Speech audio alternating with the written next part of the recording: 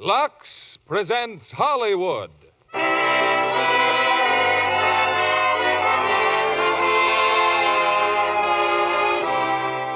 Lever Brothers Company, the makers of Lux Toilet Soap, bring you the Lux Radio Theater, starring Joseph Cotton, Valley, and Louis Jourdan in The Paradine Case. Ladies and gentlemen, your producer, Mr. William Keeling.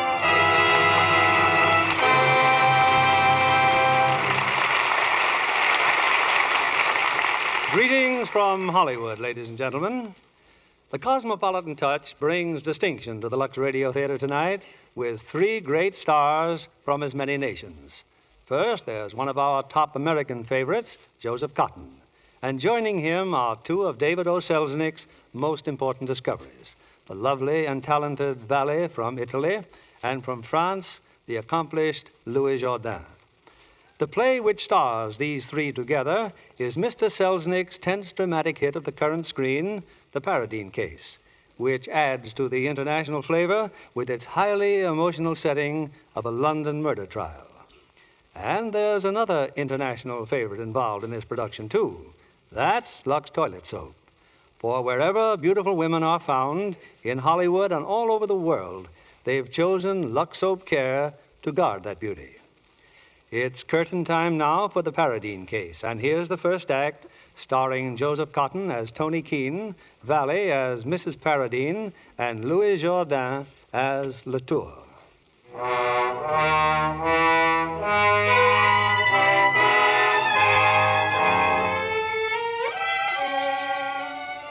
A few days ago, the London newspapers announced the death of a celebrated war hero, Colonel Richard Paradine. His death was sudden. There was a police investigation with a startling development.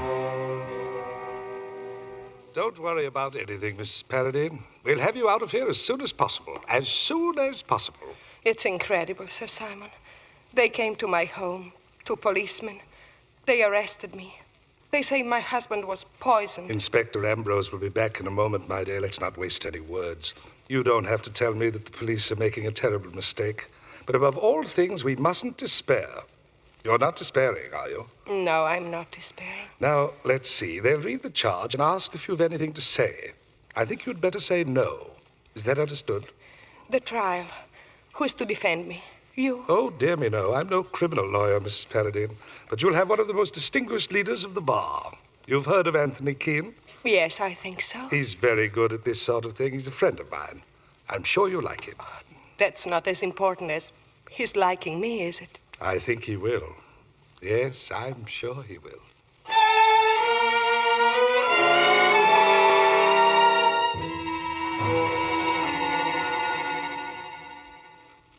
Tony, what's the matter, dear? You're miles away. Just been thinking, Gay. That case Simmy wants me to take Mrs. Paradine. I don't believe she did it, Tony. Nice people just don't go about murdering other nice people. So you think she's nice? A photograph looks nice. A little too beautiful, maybe, but anyone who wasn't nice wouldn't have married a blind man, even though he was so rich. Nice people never murder their husbands, It's amazing that 11 years of wedlock with an incurable realist hasn't altered a single one of your lovely delusions about nice people. But you've changed, Tony. Have I? 11 years ago, you wouldn't have taken on this Paradine case. That's nonsense. I never turned down a thumping big fee then any more than now. You still love me, though. A little. Come here. I'm not really mental, you know, not entirely. But, darling, Simmy and Judy, they're coming for dinner. Now, who's the realist now? Tony, you are taking the case, aren't you? I suppose so. I'm meeting her tomorrow with Simmy. I'll wait for you.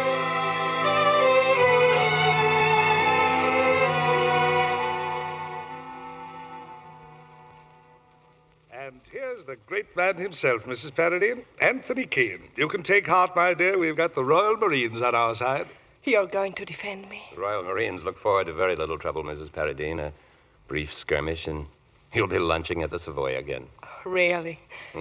I haven't been thinking about lunching at the Savoy. I keep hearing people all the time saying that I married a helpless blind man for his money and then killed him for his money. No. And what will they say of Richard? It makes him out such a fool for loving me. We'll have answers for whatever they say. You loved him, And he needed you. You know that? Weren't you his eyes? I was, of course. I had to be. Had to be, Mrs. Paradine? Had to be? You must mind your verbs, my dear. Sir Simon means that it was voluntary service. You devoted your whole life to Richard Paradine freely, gladly. Yes. Yes, I see what you mean. I am sure it would be better to regard it in that light. Now, I don't know, Mrs. Paradine, whether or not Mr. Keene intends to put you in the witness box, but if he does... I don't think we need trouble, Mrs. Paradine, with all that just now, Simmy. When will I see you again? Just as soon as I've gone over the details with Sir Simon. You've told him everything we should know. Of course. Thank you deeply. Until next time, Mrs. Paradine.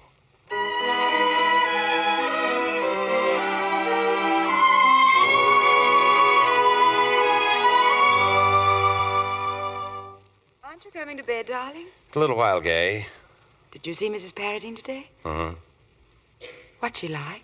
Strangely attractive. Oh, I'm sure you'd think so anyway. Oh, no, I wouldn't. She's cost me too much. Cost you? Oh, of course, our anniversary and a trip I promised you. Why, we'll still make it, maybe before the case even comes to trial. But it's all right, darling. Gay, but honestly, I was thinking just today how much fun it would be to go to Italy. Italy? Huh. I thought we talked of Switzerland. I know, but, well, Italy somehow seems so much more colorful. We could go back to Venice, you know, get in the gondola. Oh, darling. Oh, it's so amusing. Nothing. I can't imagine anything more wonderful than being in a gondola, can we? Well, then. It's just that you're so transparent. What? And for such a devious kind of barrister, too. You're pretty devious yourself right now. Mrs. Paradine is strangely attractive. And isn't Italy colorful? So. Oh, of all the idiotic... I thought it might please you to know I can be jealous. You really think I'm interested in a woman Oh, silly, of course you're not interested. And I'm glad you're not getting so old you can't admire an attractive woman. Well, I'd better get back to work. Trouble, dear? No, not exactly, but I thought Semmy would have a lot more information to give me. But can't she give it to you, Mrs. Paradine? Yes, of course. I'll see her in the morning. But I've told you, Mr. Keene, my past is of no concern to anyone but my husband and myself. And my husband is dead. Don't you understand, Mrs. Paradine? The prosecution always tries to tear down the character of the defendant. Naturally, I wouldn't like them to have the advantage of me. You think they may discover something? Well, if there is anything to discover, at least anything that you think might be embarrassing. Mrs. Paradine, it's essential that I have your cooperation. Forgive me if I've been difficult. It will not shock you, I assume, to learn that I am a woman who, what would you say? A woman who has seen a great deal of life. Oh, please, don't mistake my persistence for any lack of sympathy. When I was still in school at Naples, it began. I ran away with a man. He was much older, of course, rich. He took advantage of your youth. He was married, respected. I took advantage of him. Then, as suddenly as it began, it ended. He wearied of me, I wearied of him. What difference does it make? There were others? Of course there were others. We cannot hide these things. You said we cannot hide them, Mr. Keene. Let's drag them out. Let them hang me for the past and be done with it. No, you mustn't feel like that. We won't permit them to make anything of it. My poor husband. How he would have hated all this. He gave me his name, his fine name. He depended upon me to protect it. Well, he knew about you? I kept nothing from him. He was so good. He trusted me. We'll get you free, Mrs. Paradine. Trust me. I shall. And I do.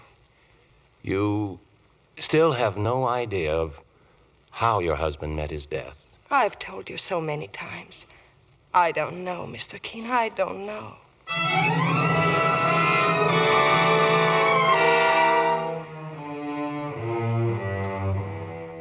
But I still say, Tony, why not let the Crown have the burden of proof? They say she poisoned her husband. Well, let them prove it. Semmy, what possible objection could you have to our proving that Paradine committed suicide? He was ill, depressed. I just think it's dangerous. Blind men have committed suicide before. We have only to decide who helped Paradine to do it. That's simple. Paradine's valet, that fellow Latour. Oh, Latour worshipped him. He guided Paradine's every step like a mother hen. It's after midnight. Darling, I know it's after midnight, but I'm not sleepy and I've work to do. Well, Simmy looks dead. Well, he isn't dead. Quite right, my dear. I only look dead. Judy just phoned. I told her you were still here. I wish that daughter of mine would let me manage my declining years by myself. I'll tell her tomorrow. We're having lunch, you know. Latour's our man, Simmy. Who more likely to help Paradine out of his misery? I can't think of anyone less likely. A devoted, grateful servant and war companion who would do anything to help end his master's suffering. Well, it won't wash, Tony. Let's face it, Paradine was murdered. Do you think she killed him? It's what the Crown will try to prove. We have to prepare ourselves to answer the Crown on Mrs. Paradine. I'll have the answer. With facts? Well, to begin with, we have the very obvious fact that Mrs. Paradine is not a murderess. Really? She's too fine a person.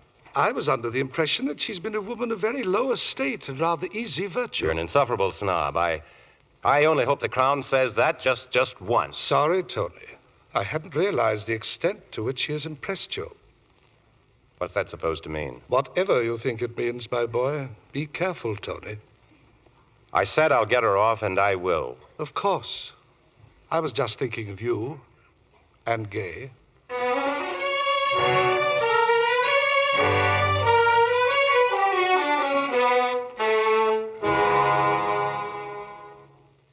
True, isn't it, Mrs. Paradine? Latour worshipped your husband. Yes, it's true. So if Colonel Paradine wanted to die, there was only one person he could turn to. Isn't that right? I wouldn't say that. Let Andre help him. Andre? You call him Andre, a valet? Excuse me, I'm not too well trained in the more subtle snobberies of your class. My class? I'm afraid you don't know me very well. I'm a bit confused, Mrs. Paradine. You seem very eager to protect Latour from even suspicion of being involved. Well, this is impossible. You spoke as my rescuer. Talked of a brief skirmish, and yes, so I did. Well, we'll drop Latour for the time being. And go on to what, Mr. Keene? I don't know exactly, but, well, we've time yet before the trial. I'll keep you well advised, Mrs. Paradine. Now, look here, Judy. Daughter or not, you've no right to... Oh, stop it, darling. You know I'm right. Now, why has Tony dropped the suicide angle and the valet? I didn't say he dropped it. He just wasn't able to talk Mrs. Paradine into it. Has he got a substitute? I don't know. He's going to Cumberland to investigate Hindley Hall. That's the Paradine country house. But Paradine died in London. And why would Hindley Hall be open? Well, it's not really open. There's just the housekeeper and... Look here, Judy. Is that handsome young valet there? Of course he is. Tony's going up there because he thinks there was something between Mrs. Paradine and Latour. Oh, absurd. Is it? Well, why are you looking so funny? Or did you have the same idea? And he's jealous. Oh, my heavens, Tony's jealous of that valet. Judy, of all the... Have you ever known Tony to visit any other client so often in jail? Tony's in love with his wife, and you know it. If he lets Gay down after all these years... Oh, go on. Leave me alone. The best men always end up with the worst women. Tony's after her boyfriend, and that's why he's going to Cumberland. I'm right, aren't I? I'll not be treated as a hostile witness by my own flesh and blood. I just wish I were married to Tony for just 1 hour. I'd make him jump through hoops. I wish you were married to someone, my angel. Perhaps he could put up with your claptrap better than I can. What's she like, Father? What's she really like? Fascinating. I'm an old ruin, Judy, but she certainly brings my pulse up a beat or two. Poor Gay.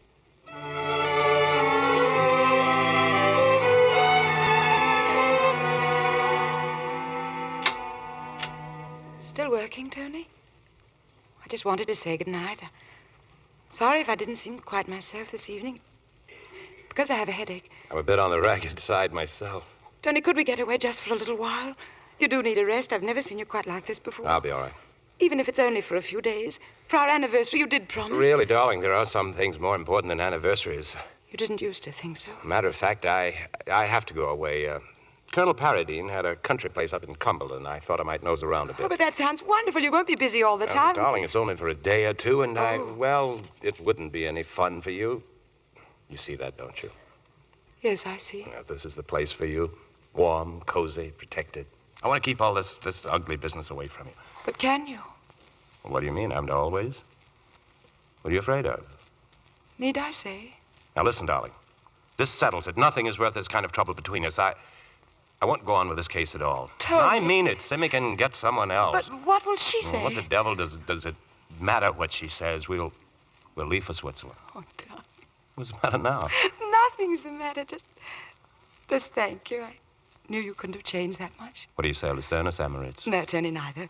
You're going up to Cumberland, and then you're coming back and going into court. No, I am tired. That's what you said, and you're right. Not too tired, dear. And you're the only man who can save her. Oh, you've always had such big ideas about me. No, darling, I haven't. Besides, I wouldn't like a woman to be hanged. Any woman, just because my husband had a rendezvous with her in jail. Yay. You'll come to Cumberland with me. We can I'll be waiting here, Tony. Cozy, comfortable, and protected. Good night, darling.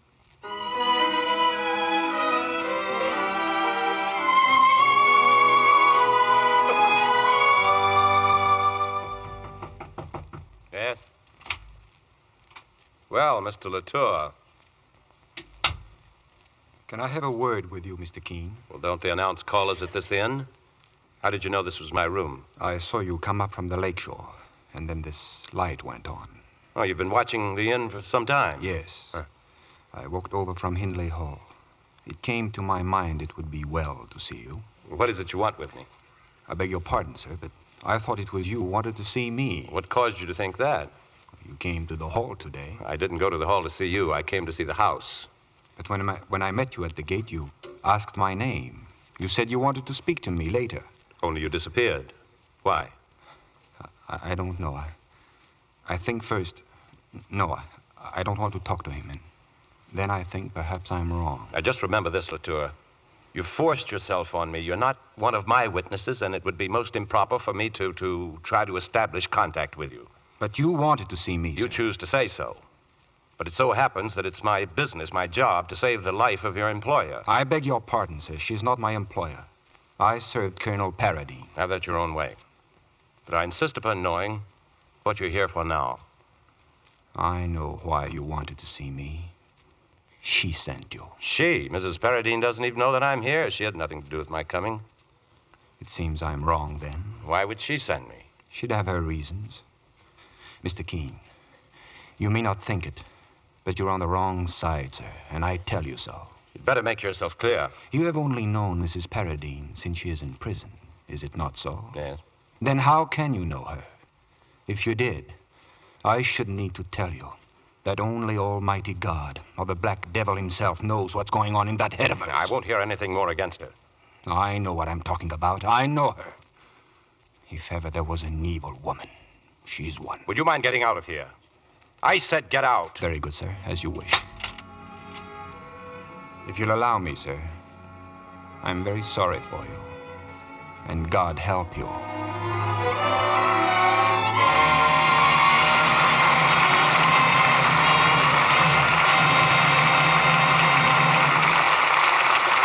After an intermission, we'll bring you Act Two of the Paradine case. And now, our Hollywood reporter, Libby Collins. Who's in the limelight tonight, Libby? One of the best-known and best-liked stars in Hollywood, Mr. Keeley, Joan Crawford. You know, Libby, I always look forward to a Joan Crawford picture. You know, Joan makes any role she plays, well, convincing and dramatic. And in her latest picture, Warner Brothers' Flamingo Road, she plays a most demanding part with her usual finesse. Yes, it's certainly a picture full of tense situations, with Sidney Greenstreet outdoing himself as a ruthless villain. Oh, he is really frightening. I don't wonder he drives poor Zachary Scott to ruin in Flamingo Road. But in a harrowing climax, Joan comes out the winner. And there's a lighter side, too. As a carnival dancer, Joan really earns your admiration. Yes, indeed. She wears some handsome costumes, too. And she's beautiful in the close-ups. The modeling of her face is perfect from any angle. Add that quality to a lovely Lux complexion, Libby. And you have the cameraman's dream girl, John. Well, Joan Crawford has been a Lux soap fan for years. I guess that proves it's a complexion care that works. Yes. Joan tells me she's really grateful for the special care Lux soap facials give her skin. Those facials give a $1 million complexion just the gentle, protecting care it needs.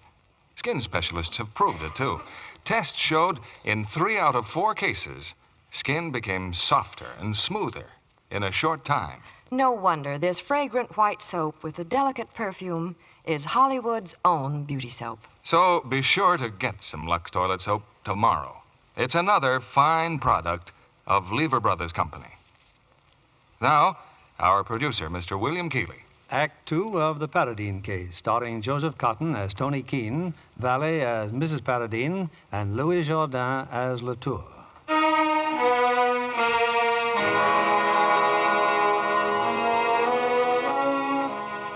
The defense of Madalena Paradine is far more than just another case to Anthony Keene.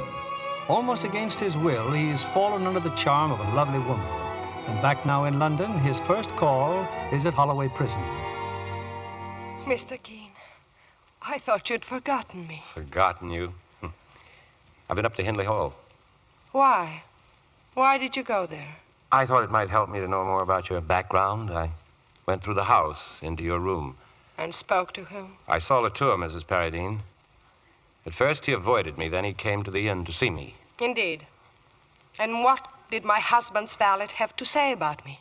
I beg you, don't behave this way with me. I don't know what you mean. Latour hates you. Don't you know that? He despises you. He despises old women. He hates you, and he'll tell the jury why he hates you. Can't you see that? Of course I see. You needn't explain these things as though I were a child. Then listen to me. We'll go to trial soon. The presiding judge is a man named Horfield.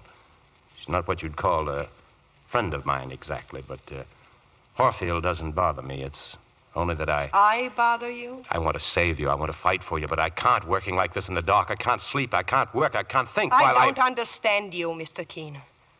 You were so sure of yourself. What has happened to you? Tell me this much. Is it possible that Latour hates you because you made him disloyal to your husband? That's enough, Mr. Keene. What existed between you and Latour? I will not be treated in this manner by my own counsel. I prefer that you give up the case. No. I must try to help you. I don't think anyone else can. My personal feelings are such that... You must forgive me if I regard my life as more important. I'm sorry. I apologize. Abjectly. I'm a little tired. You're not yourself either. Perhaps tomorrow, Mr. Keene, we can...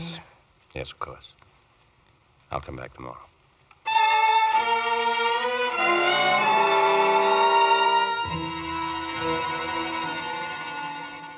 Tony?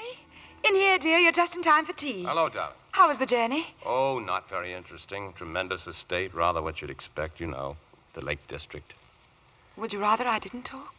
What is it you want to know about Gay? Oh, you've been reading the newspaper.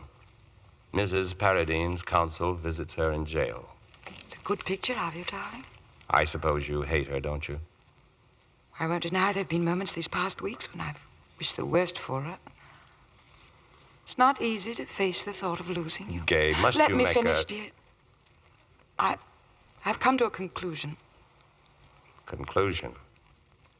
I want her to live. I hope she goes free. Free to kill, or to take other women's husbands, or to do anything else that comes into that beautiful head of hers. You can't really care what happens to her. But I do. Oh, not for any noble reasons, but because I want all this business over and done with. An end to your being all mixed up, part lawyer, part lover. Oh, what nonsense, All right, Gay. frustrated lover, then. Yes. And part husband still. Because you're not finished with me, Tony. You wouldn't have come back here if you were. I know the depth of your feeling for me. Okay, if I'm you counting on your feeling for me.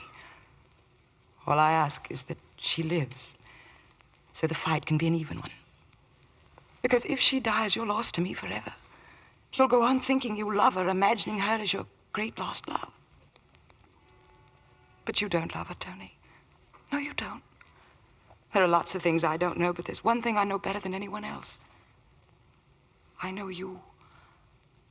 I want you to win this case, Tony. I want you to get her free. I've made my speech. It's what comes to being married to a lawyer. I'll go up and change. I may win this case or lose it sooner than we thought. Oh? Trial has been moved up. But are you ready? Yes, I'm ready. We go to court the day after tomorrow.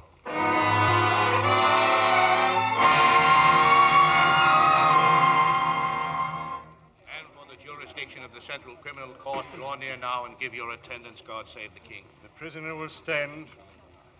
Madalena Paradine, you are charged with the murder of Richard Patrick Paradine on May the 6th last. Are you guilty or not guilty? Not guilty.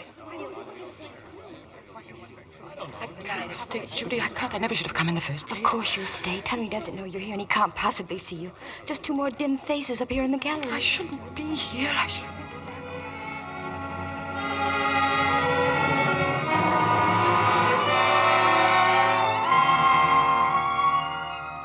The prosecution will proceed. Thank you, my lord.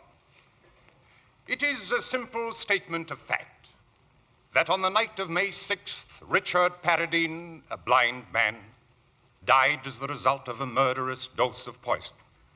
We also know that earlier in the evening, a quarrel took place in which the participants were Mrs. Paradine, Colonel Paradine, and his faithful servant and comrade-in-arms, André Latour. Gentlemen of the jury, you are all probably aware of the Colonel's heroic character. One looks back upon his life with humility and pride. Suddenly, in the service of his country, he's doomed to darkness and the life of an invalid. It was then that he met and married the defendant. Outwardly, this woman was a model of patience. Heaven only knows what sultry fires were banked within, but she had patience. She could bide her time. This is indeed no ordinary woman.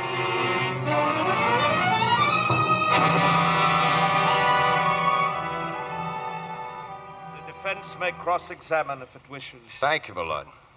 Now then, Mr. Larkin, as Colonel Paradine's butler, you served him dinner in his room, after which he asked for a glass of Burgundy wine at his bedside. Is that correct? Yes, sir. Did he usually drink Burgundy? It didn't agree with him, sir, but sometimes... Thank you, that is all. But if you're still implying that the master committed Please, suicide... I said that is all. Just a moment, Mr. Larkin. Yes, my lord. You told the jury that Colonel Paradine did not usually take Burgundy because it disagreed with him. Did he dislike Burgundy? Oh, no, my lord. On the contrary. He was very fond of Burgundy, but seldom dared take it. Yes, my lord. That is correct. Thank you. Well, Judge Horfield just killed Tony's point. How? What do you mean? By making it clear there was nothing so unusual about his drinking Burgundy. You will pardon me, Mr. Keene. I was anxious that the point should be clear. Thank you, my lord. I'm obliged to your lordship. Has the Crown any questions? No questions, my lord. Will the clerk call André Latour, please? Take the testament in your right hand, Mr. Latour, and repeat the oath. I swear by Almighty God that the evidence I shall give shall be the truth, the whole truth, and nothing but the truth. Your name? André Latour. You were born in Canada and served in the war with Colonel Paradine? Yes, sir. You won the Distinguished Conduct Medal and Bar for gallantry in the field? That is so, sir. At the time of Colonel Paradine's death, you were employed as his valet and confidential companion. You were very much attached to Colonel Paradine, were you not? He was the finest man I ever knew. Mr. Latour, at about 8 o'clock on the night of May 6th, you heard the service bell ringing. You went to the Colonel's room.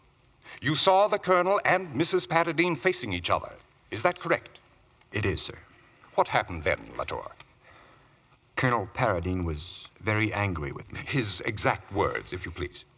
He said, "Do I understand you're going to leave me now, when I need you the most?" So I asked him who told him such a thing.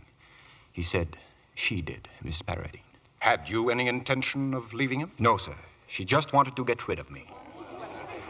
Did you remain in the room? No, sir. The colonel ordered me to leave. Did you return to the room? Yes, sir. About an hour later. Now, listen carefully. Was Mrs. Paradine still in the room? She was in the hallway, outside. You're certain of that? I am. Is it your impression that the lady was passing directly from Colonel Paradine's bedroom to her own? Yes, sir. Your witness, Mr. Keene?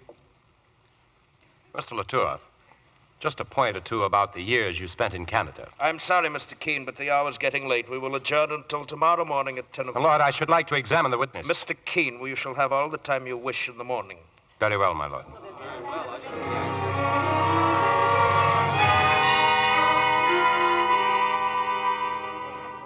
And the Central Criminal Court is again in session. What's the judge got against Tony, Gay? I don't know. Well, maybe he had a better breakfast this morning. Look, that's Latour down there. He lied like mad yesterday. Or else he's keeping something back. I'm glad I'm not in his shoes right now. Watch Tony tear him apart. Just you watch. Now then, Mr. Latour, does the name Margaret Wells convey anything to you? Yes, sir. Well, what does it convey to you? No answer? Well, let me try to help your memory. I claim that some years ago in Canada, you were engaged to one Margaret Wells and that on your wedding day she rode off with a farmer named Albert Troop. That is finished. That is in the past. Your point may be relevant, Mr. Keene. Its relevance escapes My lord, I submit that the witness has shown an almost pathological bias against not only my client, but against all women. Mr. Keene, after seeing our handsome witness, I should be inclined to regard the young lady's behavior as pathological, not his. Mr. Latour, were you aware that Colonel Paradine made a will in which he left you 4,000 pounds? Well, it's a very simple question. Colonel Paradine told me he might leave me a little something, but I didn't know about the will, sir. You mean he told you he was going to leave you this legacy, but you doubted his word? No, sir, I did not doubt his word. Then you believed it? Yes, sir. You knew you would receive such a legacy on his death? We never discussed it. I didn't think about it. Yes, sir, I knew. You don't remember very easily, do you, Latour? And did you or did you not repeatedly hear Colonel Paradine say that he wished to be dead? That he wished he was dead, sir? That he was sick of life and wished to be dead? He said a lot of things when he was angry about his blindness. I didn't take much notice. You didn't take much notice. Very well. Tell the court, please, exactly what happened at about 8 o'clock on the evening of May 6th. You want me to go over my evidence again? No, Latour, I do not want you to go over that evidence again. I charge that your evidence was a tissue of lies, that you were trying to cover up what really happened. There is another person in this court who was also there, who knows what happened. Remember that. What is your question, Mr. Keene? I asked Mr. Latour if he still wishes to swear that Mrs. Paradine invented a cock and bull story about his leaving the colonel's employ, and that this started the quarrel. Yes, sir, she did. It would be her word against yours. Yes, sir, and so it was then with the colonel. So you're asking his lordship and the jury to believe that after your years of devoted service, Colonel Paradine had absolutely no faith in your word of honor? I put it to you, Latour, that your story is a pack of lies. Do you persist in it? If she says the contrary, she'd better. Well, what were you going to say? The witness will answer the question. I stick to what I said before. If you don't mind, Latour, did the butler tell you about putting the glass of Burgundy at the colonel's bedside? Yes. Well, was that unusual? Maybe so. No, maybe about it. Was it or wasn't it? It was, sir. And after he told you this, you went upstairs again? Yes. Why?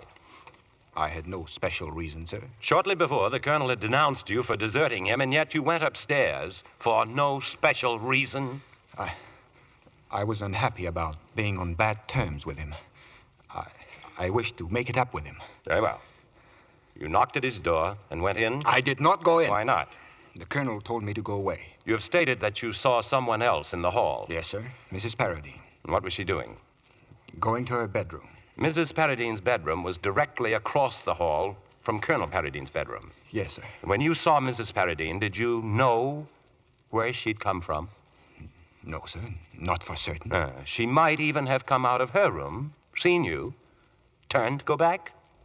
It is possible. But she could not have come out of the colonel's room without going around you or through you. Is that correct? Yes, sir. So, Mrs. Paradine went into her room and shut the door. What did you do? Nothing. I hung about for a minute or two. What was your purpose in hanging about for a minute or two? I just didn't know what to do, and then I decided to go downstairs. Have you ever seen anyone die by poison, Latour? No, sir. Any animal? No, sir. Wasn't there an old dog killed by poison at Henley Hall about 2 years ago? Oh, I beg your pardon, sir. I almost forgot. So we've noticed. It was the colonel's old hunting dog. He was sick, so we put him away. You mean you put him away? Yes, sir. What poison did you use? I don't know, sir. You don't know? No, sir. We got the single dose from the vet. Don't persist in saying we. You mean you did. Yes, sir. A large dose? No, sir. Very small. And it acted very quickly? Yes, it did. I understand what he means to say. He's accusing me of poisoning my colonel, but I didn't. I must ask the witness to collect himself. But it's not true. I didn't do it. How could I? You are not on trial, Mr. Latour. It is quite unnecessary to make protestations of innocence concerning actions with which you have not been charged. And I think, Mr. Keene... My lord?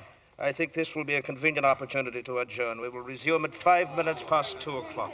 This court stands adjourned until 2 o'clock. Well, Harfield's done it again, Sim. He stopped me in my tracks just when I had Latour where I wanted him. In one way, I'm glad he did. You know Latour never would... Tony, wait a minute. Where are you going? Well, this is Tony's morning, all right. It was terrible, Judy. Oh, but, darling, it's his job. Oh, come along, Gay. Let's get a bite to eat.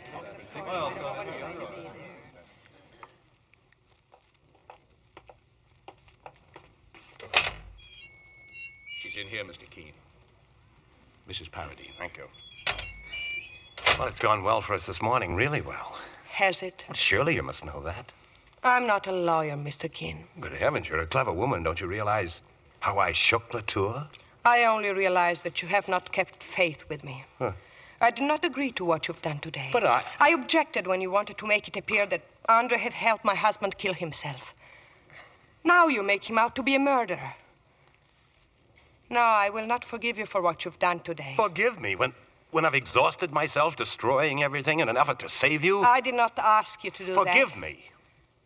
I was idiot enough to fall in love with you.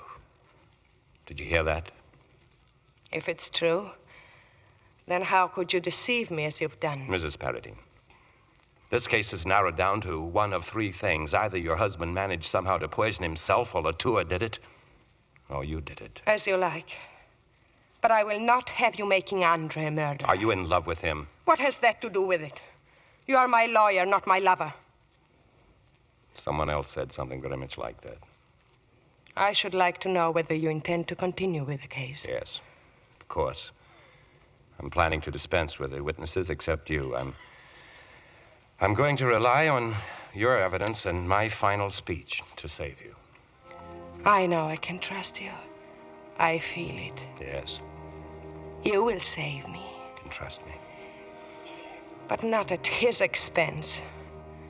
You understand that, don't you? But suppose that's the only way to save you. You are not to destroy him. If you do, I shall hate you as I've never hated a man. I must go on the way I've begun. I must act according to my own view. You can say what you like in the witness box, but my questions will be mine. Of course, Mr. Keene. And the answers will be mine.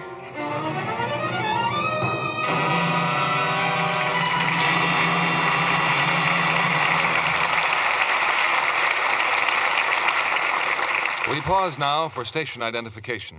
This is CBS, the Columbia Broadcasting System.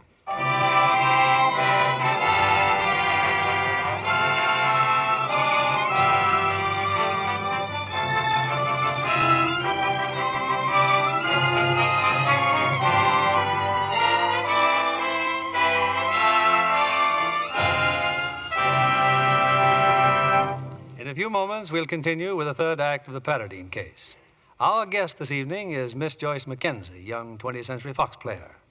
Has studio life turned out to be all you expected, Joyce? Every bit and more, Mr. Keeley.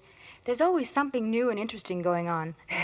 I'll never forget the fun it was to see Betty Grable doing a new picture, The Beautiful Blonde from Bashful Ben. The screen's #1 box office blonde. You know, it's Betty in a new kind of role. Yes, the picture's a riotous takeoff on a typical Western. Betty turns out to be a clever comedienne as a trigger-happy heroine of The Beautiful Blonde from Bashful Ben. With Rudy Valley and Cesar Romero as a pair of timid heroes. It's a grand piece of entertainment. You know, Mr. Keeley, I'd always admired Betty Grable's beauty on the screen. When I actually saw her, I was more impressed than ever. What do you think, Mr. Kennedy? Well, I felt the same way, Joyce, when Betty Grable was on our program 2 weeks ago. She's a winner, all right. And, I'm proud to say, one of our most enthusiastic Lux girls. I know, Mr. Kennedy. Betty Grable depends on Lux soap facials regularly for that delicate skin of hers. Betty told us when she was here that both her little daughters are Lux girls, too. What better recommendation for this gentle complexion soap? Personally, I find Lux toilet soap a wonderful beauty care. It really works. Thank you, Miss Joyce Mackenzie, for coming tonight. There's a reason, you know, why this fragrant white soap is the choice of 9 out of 10 screen stars. And that's why you should begin Lux Soap Beauty Care tomorrow. Here's our producer, William Keeley. The curtain rises on the third act of the Paradine case. starring Joseph Cotton as Tony Keene, Valley as Mrs. Paradine, and Louis Jourdain as Latour.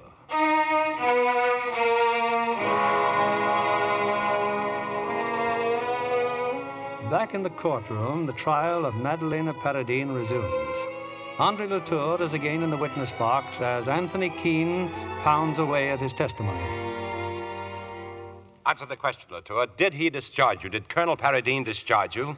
I didn't know. I suppose he did. Yet you continued in the employ of the woman who allegedly lied about you to her master? I think I wanted to help take care of the Colonel's estate, and there was nowhere else to go. After you were told that Colonel Paradine was dead, did you see the body? Yes, sir. I was told to clean up the room after Dr. Young had left. Who told you to? She did, Mrs. Paradine. And you noticed the wine glass. Did it still contain the Burgundy? Only a few drops. Oh, there were a few drops still in the glass. Yes, sir. Now listen closely, Latour. If you were told that the doctor had examined the glass and found it to be clean, that it had been washed and dried, would you still claim you saw a few drops remaining in the glass? Yes, I would. I would still say what I saw. When did you wash and dry that glass, Latour? I never touched the glass. I never touched it. Really, my lord, I must insist that the counsel for defense keep within bounds. I quite agree, Mr. Farrell, but I've been reluctant to interfere, knowing how Mr. Keene resents interruptions. May I continue, my lord? Please do, Mr. Keene. You are aware, Latour, of the penalty for perjury? I've told the truth. The truth. Was it at Hindley Hall or here in London that you first gave Mrs. Paradine occasion to complain about your attentions? It's not true. She never did. And was she not at last forced to go to her husband and beg him to dismiss you from his service? I won't listen to these lies. The Colonel knew, didn't he? Knew, because she told him. I will not answer. Because you don't want to admit that he trusted you and you betrayed him. No, I did not. She lied to you, and I hate her. Because she told her husband about you? No, she did not. He found out. At last. So he heard you speaking improperly to his wife. Is that it? Yes. My lord, I've finished with the witness. I didn't want to tell about it. I didn't want to hurt his good name. I said I was finished, Latour. It was she who dragged us both down. I hated every moment with her, but God forgive me. I couldn't help myself. My lord, this man is a confessed perjurer. Must the jury listen to this rubbish? Mr. Keene, this is not the first time you've been responsible for an over-emotional atmosphere in court. I cannot blame the witness for his behavior. May I be heard, my lord? You may. Latour, in testifying as to what was overheard by Colonel Paradine, are you implying that you engaged in improper conduct with Mrs. Paradine? Yes. You know now what I did. I cannot live with the memory of what I've done. Did you avoid the truth because of your feelings about this woman? I lied because I didn't want the world to know what she was. His wife. My Colonel's wife. That is all, Latour. My lord, the prosecution has concluded its case. You have heard the Crown, Mr. Keene? I have, my lord. Members of the jury, the woman in the prisoner's dock is a foreigner, friendless and alone in a strange country. But a country, thank heaven, that has always prided itself on its passion for justice. I had fully intended to call before you numerous witnesses to speak of her character, of her self-sacrifice. A sacrifice made cheerfully by a beautiful woman, fascinating and still young, in order to bring the light of her affection into the life of a blind man. But after hearing the case for the Crown, we find so little to refute that we have decided to call no witnesses except the prisoner herself. I ask Madalena Paradine to go into the witness box. Hold the testament in your right hand and repeat the oath. I swear by Almighty God that the evidence I shall give shall be the truth, the whole truth, and nothing but the truth. What is your name? Madalena Paradine. You're the widow of Richard Patrick Paradine. I am. What were your circumstances when you married him? I was very poor. My life had been unpleasant and unattractive. Oh. Had you no fear of a lifetime with a blind man? Oh, I thought it a splendid opportunity. Opportunity? Yes, I thought. I will be his eyes. Did you find it difficult to care for a blind man? No. He was never unkind to you? Sometimes. But I understood. It was terrible for him, so helpless. It was easy to forgive him. On the night of your husband's death, a quarrel took place. Yes. Will you tell the jury, please, the cause of that quarrel? I had spoken to my husband about his valet, Latour. I asked my husband to find another place for him. Why? I did not wish Latour to stay in the house. Why not? I did not like his manner with me. What do you mean by that? He took liberties. Did he try to make love to you? Please answer, Mrs. Paradine. Did he try to make love to you? Yes, And you complained about him to your husband? I did. Now, you've heard Latour's version of the quarrel. What actually happened when Latour came into the room? My husband swore at him and said, "You have insulted my wife." Latour broke down. He said that if my husband would forgive him, it would never happen again. Then Latour's version of what took place is completely untrue. My lord, I object. I am simply asking a question, my lord. The form is objectionable, and I am anxious not to have to intervene again, Mr. Keene. I am being clear. Your lordship always makes his meanings perfectly clear. Mrs. Paradine, after your husband's death, you sent Latour into the colonel's room to tidy it up. Yes. Was anyone with you? Dr. Young was with me. And was Dr. Young still with you when Latour came out of the room? Yes. Have you heard of Dr. Young's deposition stating that after he left you, he went to your husband's room and found the wine glass washed and dried? I've heard that, yes. Then, is it not true that the only person who could have washed and dried that glass is Latour? My lord, the difference... All right. Could anyone else have washed and dried it? I know what you're trying to make me say. You're trying to make people think that Andre Latour killed my husband. Quiet. I asked you whether anyone else could have washed and dried the glass. Yes. What do you mean by yes? I did. It is my duty to warn you, Mrs. Paradine, that you've made a very serious admission. Would you like to make some explanation of it to the jury? My lord, with the utmost respect, I would like to request time to consider this turn of events. This evidence is entirely new to me. I feel... Very well, Mr. Keene. We will adjourn until 10:30 tomorrow morning.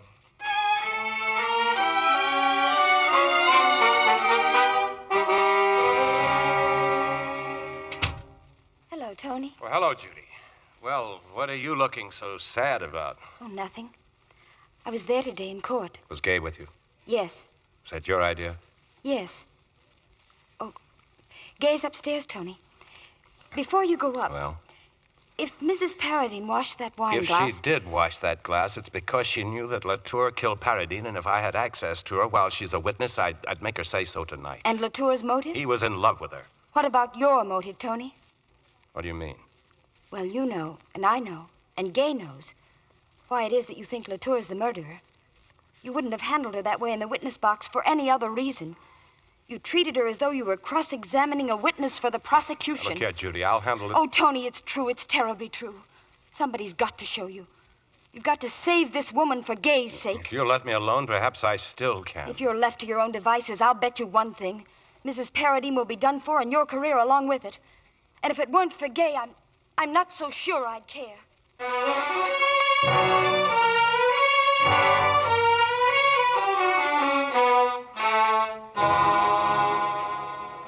Well, Mr. Keene, the defendant is in the witness box. You may resume where you left off yesterday. My lord, I have no further questions. I have finished with the witness. Does the Crown wish to cross-examine? We do, my lord. Mrs. Paradine, these attentions on Latour's part had gone on for some time. Yes. Then why did you delay telling your husband? I was ashamed. Ashamed? Why? Was it your fault? Of course not. Then why be ashamed? Mrs. Paradine, did you not refrain from complaining about Latour because you were madly in love with him? Madly in love with him. And yet I went to my husband and asked him to send Latour away? Is that what you think? And did you not finally succeed in your objective and induce this unfortunate man who worshipped his master to betray him? I deny that. Mrs. Paradine, is it not a fact that as soon as you discovered that Latour took no interest in you, you resolved to overcome that indifference? No. Weren't you in love with Latour all the time he lived at Handley Hall? No. Were you not madly in love with him all the time? Just a moment, please. My lord, I'm simply trying It's this message. I've just been handed a message from the police. Andre Latour committed suicide an hour ago. Andre. Quiet. My lord, I I would like to have an opportunity to consider what bearing this new tragedy has on the case. I submit that it is great bearing, my lord. It is perfectly obvious why the witness committed suicide. Oh, no, I don't think so. Latour himself said he couldn't live with the knowledge of having betrayed Colonel Paradine. I suggest that both counsel remember where they are. Mr. Farrell, do you wish to apply for an adjournment? Adjourn? No, my lord. Then proceed with your case. Very well. Mrs. Paradine, you admitted yesterday that you deliberately washed the glass that contained the poison which killed your husband. Why did you wash that glass? Answer my question. Why did you wash that glass? You must answer the question, Mrs. Paradine. I'm sorry. I didn't hear it. Counsel has already repeated it. What does it matter now? Andre is dead.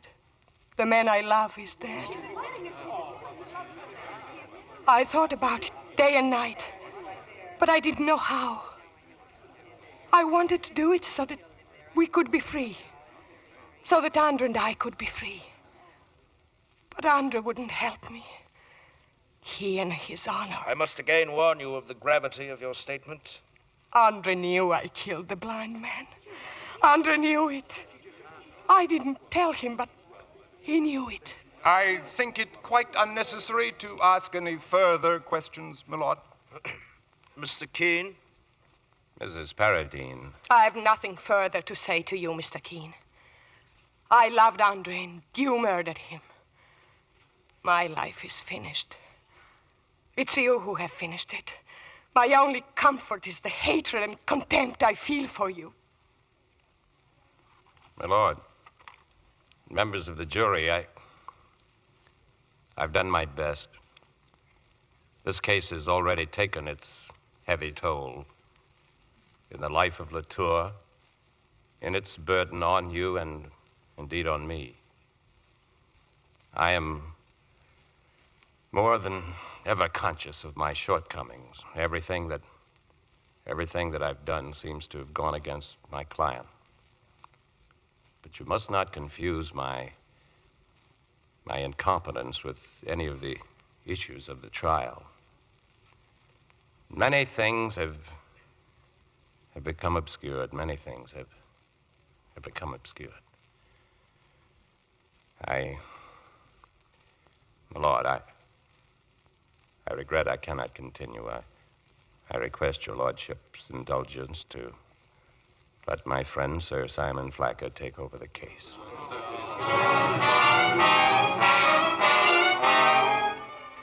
Madalena Paradine, you have heard the verdict of the jury.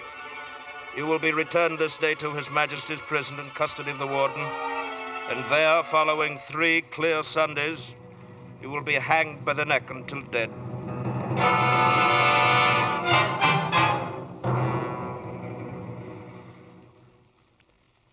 Simi, I'm sorry I hadn't noticed the time. It's almost morning. I wonder what the newspapers will say about our day in court. Yeah, they'll probably suggest that next time you place your confidence with more discretion. They'll be right. I just don't know what happened to me today when she turned on me, when she said that, well, it doesn't matter now. I'll run along. Where are you going at this hour? Sit down, Tony. I do wish you'd at least telephoned Gay. She must be worried to death. Worried for fear that I'll come home, you mean? No. At least I can do for Gay is to spare her the boring job of standing by me. Now listen, Tony. You're not as wise about everything as you may think. No. And you mustn't despair. If there's one thing I can't abide, it's despairing. What would you have me do after this? Hope for a high court judgeship? Oh, all this talk about giving up the law, poppycock. If I know anything about Gay, there's nothing at all she wants at this moment but Father? just... Judy, I thought you were asleep hours ago. Come here, dear. I wish you wouldn't constantly butt into matters that... Oh. There he is, my dear. Hello, Tony. Kay. What about having some breakfast? Thanks, but... Well, as a matter of fact, I was just about leaving. Tony, you really shouldn't have worried me like this. I suppose I should have known you'd be here with Simi. Tony, I was proud of you today. Proud? Yes, I was. Darling, it won't be easy. There'll be those who laugh at you. And I don't think the newspapers were very kind. The worst of all is what I've done to you. Tony, the most important moment in your life wasn't when you discovered what she was. It wasn't even when you had the courage to stand up there before the whole world and confess your mistakes. The most important moment... Look at me, Tony. The most important moment in your life is now. My husband is the most brilliant man I've ever known. You can throw away your career and become a beachcomber if that's what you want. Maybe that's not such a bad idea. Oh, darling, don't you understand? I want you back on the job just as fast as ever you can. And I hope you have a tough case. Very tough. So that it will take the best you have. Oh, darling. All your fancy ideas about me. I'll try, Kay. I'll try.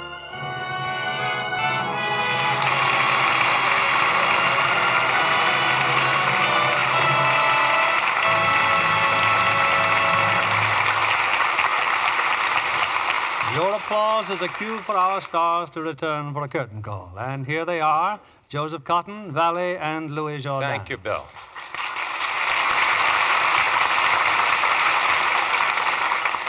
It's a great pleasure to be back. Oh, Joe, you must have seen some exciting things while you and Alida were making your picture in Vienna last winter. Well, Vienna's sort of an international hotspot right now. Did you have a chance to visit your home in Italy, Miss Valley? Yes, and of course, that was the biggest thrill of the trip for me. But you know, one thing that's still missing throughout most of Europe is an abundance of good soap. Like my favorite, for instance, Lux soap. Well, thanks for the tip. I'm going to Europe myself this summer, so I'll take plenty of Lux soap along. Louis, I hear you had a little excitement in New York recently when you were mobbed by the fans at the Broadway opening. Well, to be honest, the crowds were really gathered for the new Selznick picture, Portrait of Jenny. And I just happened to be there. Oh, by the way, Joe, I can assure you that you and Jennifer Jones have made a hit. Thank you very much, Louis. Bill, what have you lined up for next week? Next week, a fast-moving musical, Joe. It's the Warner Brothers hit, April Showers. And our stars are Jack Carson, Dorothy Lamour, and Robert Alder.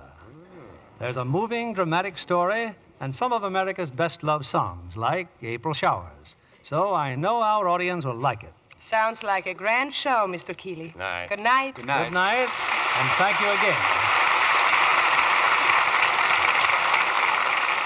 Ladies and gentlemen, the armed forces of the United States face a grave shortage of physicians and dentists.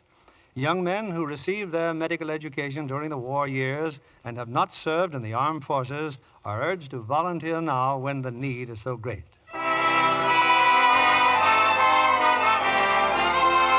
Lever Brothers Company, the makers of Lux Toilet Soap, join me in inviting you to be with us again next Monday evening when the Lux Radio Theater presents Jack Carson, Dorothy Lamour, and Robert Alder in April Showers. This is William Keeley saying good night to you from Hollywood.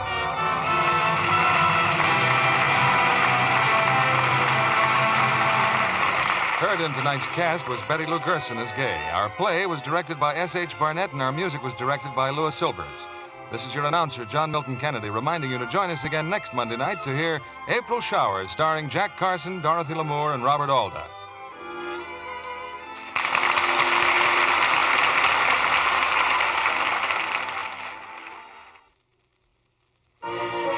If you have trouble with your nice things, change to Lux Flakes, and they will bubble your troubles away. Keep nice things lovely longer, keep undies and stockings stronger. Let Lux bubble your troubles away. Be sure to listen next Monday night to the Lux Radio Theater presentation of April Showers, starring Jack Carson, Dorothy Lamour, and Robert Alder. Stay tuned for My Friend Irma, which follows over these same stations. This is CBS, the Columbia Broadcasting System.